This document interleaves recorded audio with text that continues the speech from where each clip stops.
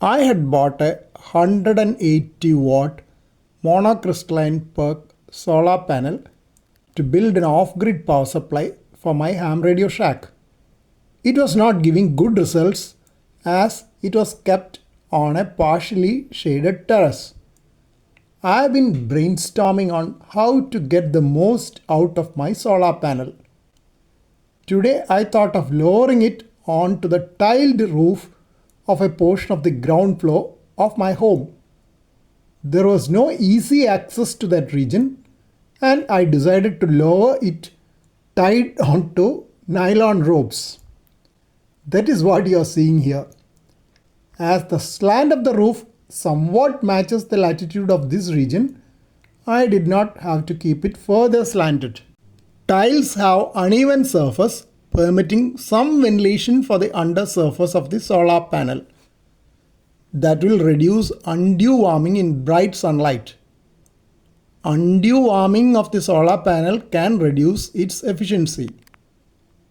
The nylon ropes can also be adjusted to change the slant of the solar panel if needed. I have heard that it will need more of slope to increase production in winter.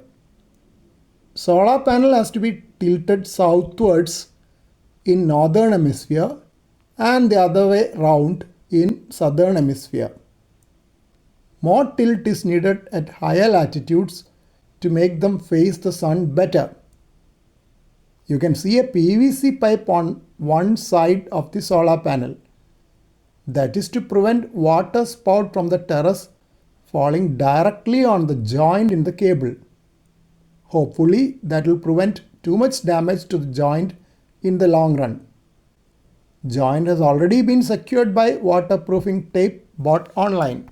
I was wondering whether anyone has tried using an automatic azimuth elevation tracking rotator for solar panels to follow the sun as we do in low Earth satellite operations and moon bounds.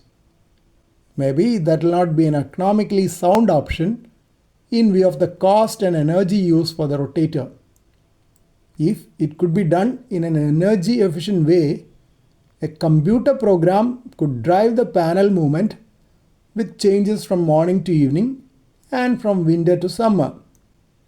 Satellite operators and moon-bound operators routinely use such automatic tracking for getting signals from fast-moving satellites and the moon respectively.